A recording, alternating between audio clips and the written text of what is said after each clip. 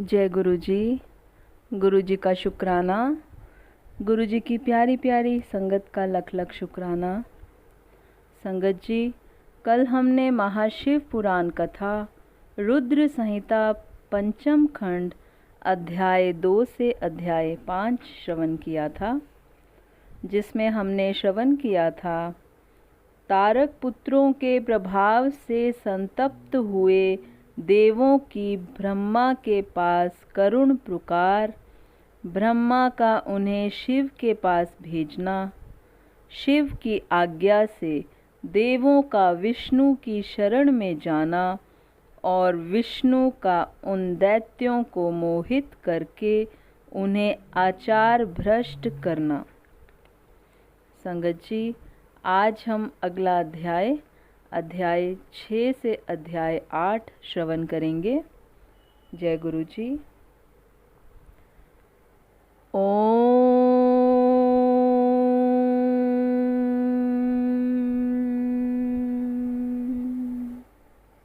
नमः शिवाय। शिवजी सदा सहाय। ओम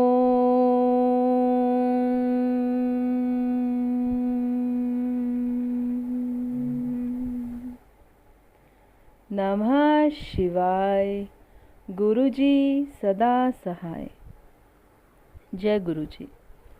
महाशिव पुराण कथा रुद्र संहिता पंचम खंड अध्याय 6 से अध्याय 8। देवों का शिवजी के पास जाकर उनका स्तवन करना, शिवजी के त्रिपुर वध के लिए उद्धित न होने पर ब्रह्मा और विष्णु का उन्हें समझाना, विष्णु के बतलाए हुए शिव मंत्र का देवों द्वारा तथा विष्णु द्वारा जप, शिवजी की प्रसन्नता और उनके लिए विश्वकर्मा द्वारा सर्वदेव में रथ का निर्माण। व्यास जी ने पूछा, सनत कुमार जी, जब भाइयों तथा पूर्ववासियों सहित उस दैत्य राज की बुद्धि विशेष रूप से मोहाच्छन्न हो गई, तब उसके बाद कौन सी घटना घटी?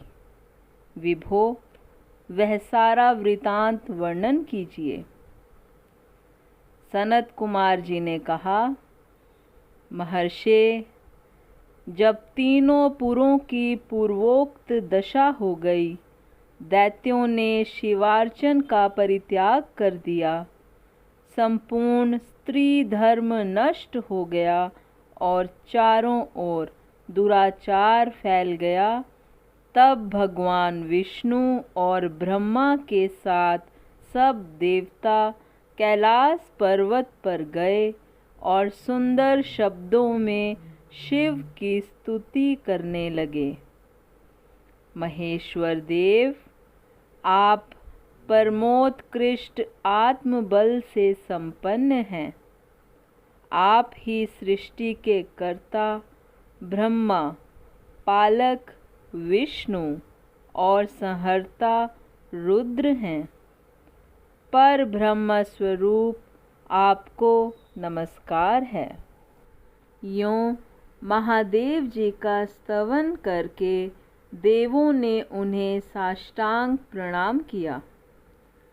फिर भगवान विष्णु ने जल में खड़े होकर अपने स्वामी परमेश्वर शिव का मन ही मन स्मरण करके तन्मय हो दक्षिणामूर्ति के द्वारा प्रकटित रुद्र मंत्र का 1.5 करोड़ की संख्या तक जप किया।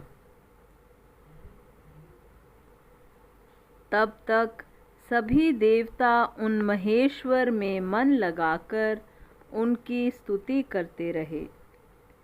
देवों ने कहा, प्रभु, आप समस्त प्राणियों के आत्मस्वरूप, कल्याणकर्ता और भक्तों की पीड़ा हरने वाले हैं।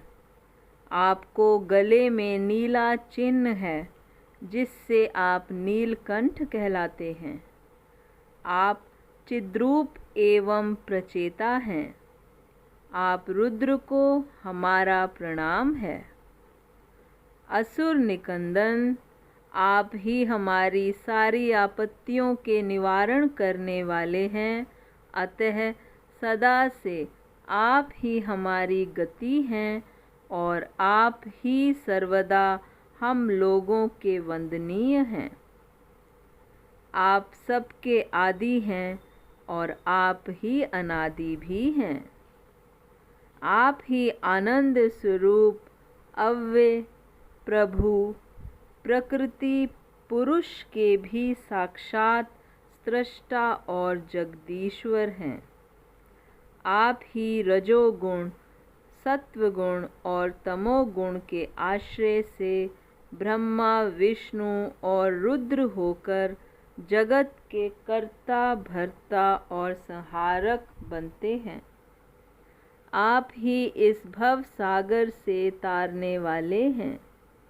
आप समस्त प्राणियों के स्वामी, अविनाशी, वरदाता, वाण्मय स्वरूप, वेद प्रतिपाद्य और वाच्य वाचकता से रहित हैं।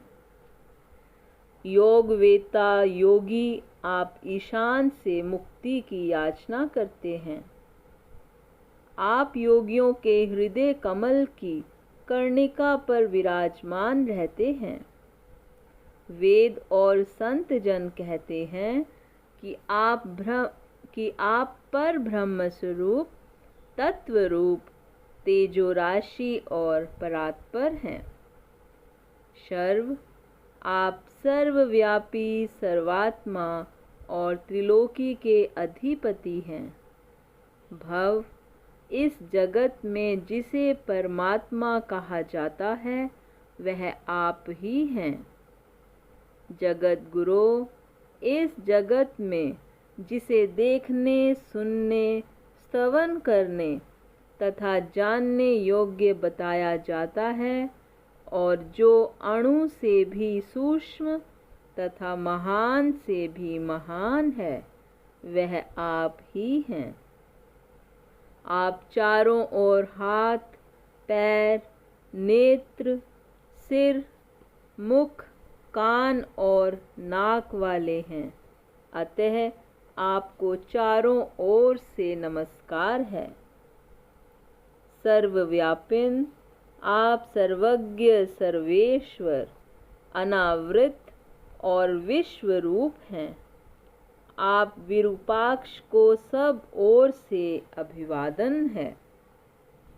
आप सर्वेश्वर, भवाध्यक्ष, सत्यमय, कल्याणकर्ता, अनुपमेय और करोड़ों सूर्यों के समान प्रभावशाली हैं। आपको हम चारों ओर से दंडवत प्रणाम करते हैं।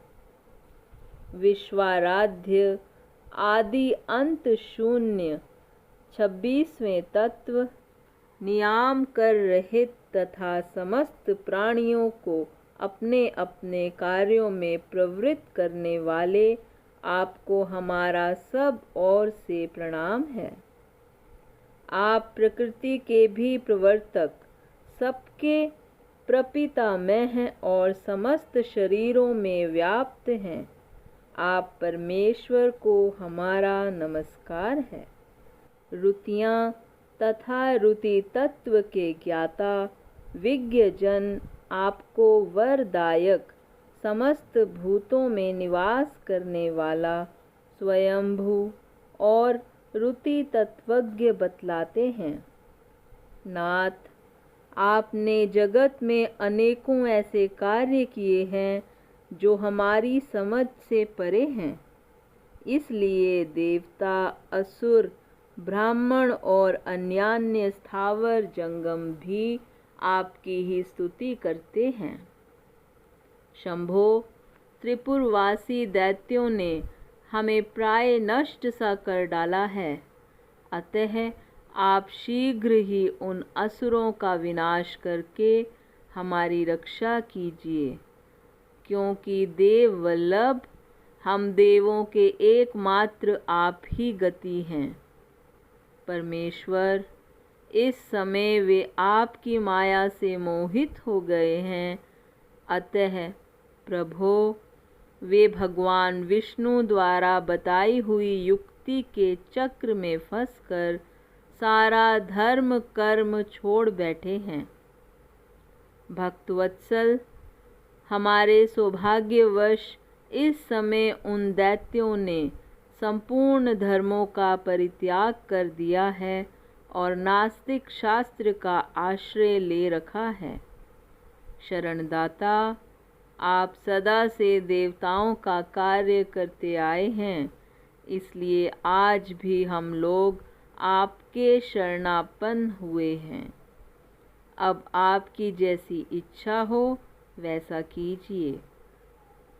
सनत कुमार जी कहते हैं, मुनिवर, इस प्रकार महेश्वर का स्तवन करके देवगण दीन भाव से अंजलि बांधकर सामने खड़े हो गए। उस समय उनके मस्तक झुके हुए थे। इस प्रकार जब सुरेंद्र आदि देवों ने महेश्वर की स्तुति की और विष्णु ने ईशान संबंधी मंत्र का जप किया, तब सर्वेश्वर भगवान शिव प्रसन्न हो गए और वृष पर सवार हो वहीं प्रकट हो गए। उस समय पार्वती पति शिव का मन प्रसन्न था। उन्होंने नंदीश्वर की पीठ से उतरकर विष्णु का आलिंगन किया और फिर वे नंदी पर हाथ टेक कर खड़े हो गए और संपूर्ण देवताओं की ओर कृपा भरी दृष्टि से देखकर गंभीर वाणी में श्री हरि से बोले। शिवजी ने कहा, देवश्रेष्ठ, उन अधर्मनिष्ठ दैत्यों के तीनों पुरों को मैं नष्ट कर डालूंगा, इसमें संशय नहीं है। परंतु वे महादैत्य मेरे भक्त थे और उनका मन सुदृढ़ रूप से मुझ में लगा रहता था। अतः यद्यपि इस समय उन्होंने व्याजवश उत्तम धर्म का परित्याग कर दिया है, तथापि क्या वे मेरे ही द्वारा मारने योग्य हैं? इसलिए जिन्होंने त्रिपुरवासी सारे दैत्यों को धर्म भ्रष्ट करके मेरी भक्ति से विमुख कर दिया है, वे विष्णु अथवा अन्य कोई ही उन्हें क्यों नहीं मारते? मुनीश्वर, शंभु के ये वचन सुनकर उन समस्त देवताओं का तथा श्री हरि का भी मन उदास हो गया। जब सृष्टिकर्ता ब्रह्मा ने देखा कि देवताओं और विष्णु के मुख पर उदासी छा गई है, तब उन्होंने हाथ जोड़कर शंभु से कहना आरंभ किया। ब्रह्मा जी बोले, परमेश्वर, आप योग वेताओं में श्रेष्ठ पर ब्रह्मा तथा सदा से देवों और ऋषियों की रक्षा में तत्पर हैं। अतः पाप आपका स्पर्श नहीं कर सकता। साथ ही आपके आदेश से ही तो उन्हें मोह में डाला गया है। इसके प्रेरक तो आप ही हैं। इस समय अवश्य ही उन्होंने अपने धर्म का परित्याग कर दिया है और वे आपकी भक्ति से विमुख हो गए हैं। तथापि आपके सिवा दूसरा कोई उनका वध नहीं कर सकता। देवों और ऋषियों के प्राण रक्षक महादेव, साधुओं की रक्षा के लिए आपके द्वारा उन मलेच्छों का वध उचित है। आप तो राजा हैं, अतः राजा को धर्मानुसार पापियों का वध करने से पाप नहीं लगता। इसलिए इस कांटे को उखाड़कर साधु ब्राह्मणों की रक्षा कीजिए।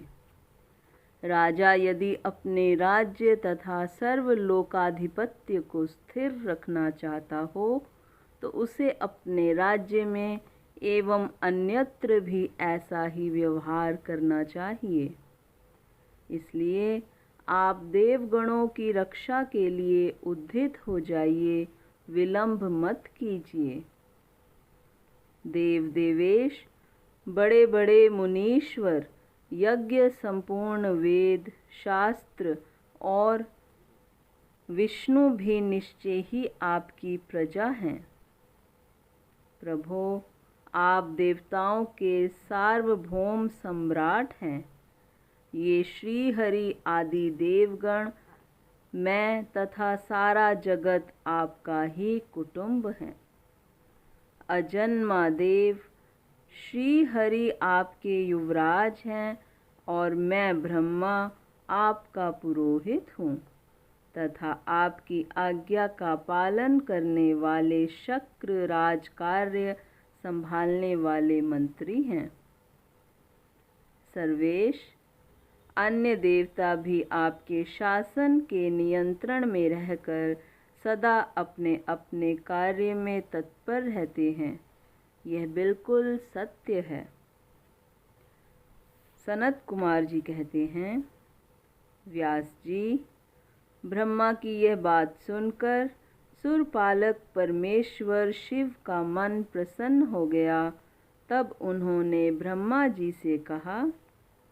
शिव जी बोले, ब्रह्मा, यदि आप मुझे देवताओं का सम्राट बतला रहे हैं तो मेरे पास उस पद के योग्य कोई ऐसी सामग्री तो है नहीं जिससे मैं उस पद को ग्रहण कर सकूं, क्योंकि ना तो मेरे पास कोई महान दिव्य रथ है, न उसके उपयुक्त सारथी है और ना संग्राम में विजय दिलाने वाले वैसे धनुष बाण ही हैं कि जिन्हें लेकर मैं मनोयोग पूर्वक संग्राम में उन प्रबल दैत्यों का वध कर सकूं।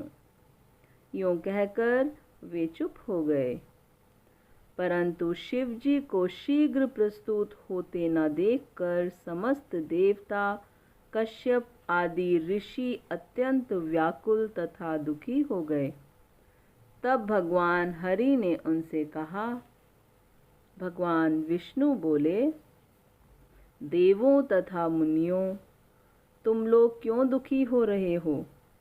तुम्हें अपने सारे दुख का परित्याग कर देना चाहिए। अब तुम सब लोग आदरपूर्वक मेरी बात सुनो। देवगण, तुम ही लोग विचार करो कि महान पुरुषों की आराधना सुख साध्य नहीं होती। मैंने ऐसा सुना है कि महदाराधन में पहले महान कष्ट झेलना पड़ता है। पीछे भक्त की दृढ़ता देखकर इष्ट देव अवश्य प्रसन्न होते हैं, परंतु शिव तो समस्त गणों के अध्यक्ष तथा परमेश्वर हैं। ये तो आशुतोष ही ठहरे। अतः पहले ओम का उच्चारण करके फिर नमः का प्रयोग करें, फिर शिवाय कहकर 2 बार शुभम का उच्चारण करें। उसके बाद 2 बार करु का प्रयोग करके फिर शिवाय नमः ओम जोड़ दें। ऐसा करने से ओम नमः शिवाय, शुभम शुभम, कुरु कुरु, शिवाय नमः ओम, यह मंत्र बनता है। बुद्धि विशारदो, यदि तुम लोग शिव को प्रसन्नता के लिए इस मंत्र का पुनः 1 करोड़ जप करोगे तो शिव जी अवश्य तुम्हारा कार्य पूर्ण करेंगे। मुने, प्रभावशाली श्री हरि ने जब यूं कहा तब सभी देवता पुनः शिवाराधन में लग गए। तत्पश्चात श्री हरि भी देवों तथा मुनियों के कार्य की सिद्धि के हेतु शिव में मन लगाकर विशेष रूप से विधि पूर्वक जप में तत्पर हो गए। मुनिश्रेष्ठ, इधर देवगण धैर्य संपन्न हो बारंबार शिव शिव यो उच्चारण करते हुए 1 करोड़ जप करके सामने खड़े हो गए। इसी समय स्वयं साक्षात शिव पूर्वोक्त स्वरूप धारण करके प्रकट हो गए और यूं कहने लगे। श्री शिव जी बोले, हरे ब्रह्मा, देवगण तथा उत्तम व्रत का पालन करने वाले मुनियों, मैं तुम लोगों के इस जप से प्रसन्न हो गया हूँ। अतः अब तुम लोग अपना मनोवांछित वर मांग लो। देवताओं ने कहा, देवाधिदेव, कल्याणकर्ता जगदीश्वर, यदि आप हम पर प्रसन्न हैं तो देवों की विकलता का विचार करके शीघ्र ही त्रिपुर का संहार कर दीजिए। परमेश्वर, आप दीन बंधु तथा कृपा की खान हैं। आपने ही सदा से हम देवताओं की बारंबार विपत्तियों से रक्षा की है, अतः इस समय भी आप हमारी रक्षा कीजिए। सनत कुमार जी कहते हैं, ब्रह्मा, तब ब्रह्मा और विष्णु सहित देवों की वह बात सुनकर शिव जी मन ही मन बहुत प्रसन्न हुए और पुनः इस प्रकार बोले। महेश्वर ने कहा, हरे ब्रह्मा, देवगण तथा मुनियों, अब त्रिपुर को नष्ट हुआ ही समझो। तुम लोग आदरपूर्वक मेरी बात सुनो। मैंने पहले जिस दिव्य रथ, सारथी, धनुष तथा उत्तम बाण को अंगीकार किया था, वह सब शीघ्र ही तैयार करो। विष्णु तथा विधे, निश्चय ही तुम दोनों त्रिलोकी के अधिपति हो, इसलिए तुम्हें चाहिए कि मेरे लिए प्रयत्न पूर्वक सम्राट के योग्य सारा उपकरण प्रस्तुत कर दो। तुम दोनों सृष्टि के सृजन और पालन कार्य में नियुक्त हो, अतः त्रिपुर को नष्ट हुआ समझकर देवताओं की सहायता के लिए यह कार्य अवश्य करो। यह शुभ मंत्र जिसका तुम लोगों ने जप किया है, महान पुण्य में तथा मुझे प्रसन्न करने वाला है। वह भुक्ति मुक्ति का दाता, संपूर्ण कामनाओं का पूरक और शिव भक्तों के लिए आनंदप्रद है। यह स्वर्गकामी पुरुषों के लिए धन, यश और आयु की वृद्धि करने वाला है। यह निष्काम के लिए मोक्ष तथा साधन करने वाले पुरुषों के लिए भुक्ति मुक्ति का साधक है।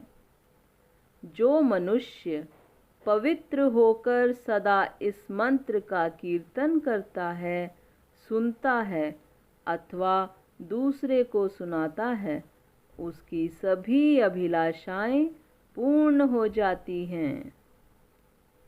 सनत कुमार जी कहते हैं, मुने, परमात्मा शिव की यह बात सुनकर सभी देवता परम प्रसन्न हुए और ब्रह्मा तथा विष्णु को तो विशेष आनंद प्राप्त हुआ। उस समय विश्वकर्मा ने शिव के आज्ञानुसार विश्व के हित के लिए एक सर्वदेवमय तथा परम शोभन दिव्य रथ का निर्माण किया। इति श्री महाशिव पुराण कथा रुद्र संहिता पंचम खंड अध्याय समाप्त। संगत जी, आज का अध्याय यहीं पर संपन्न होता है। जय गुरु जी। संगत जी, अब आरती का समय है। जय गुरु जी। ओम जय शिव ओमकारा, स्वामी हरे शिव ओमकारा। ब्रह्मा विष्णु सदा शिव, बोले भोलेनाथ महादेव। अर्धांगी धारा, ओम जय शिव ओमकारा। एकानन चतुरानन पंचानन राजे, स्वामी पंचानन राजे। हंसानन गरुड़ासन, वृषवाहन साजे। ओम जय शिव ओमकारा।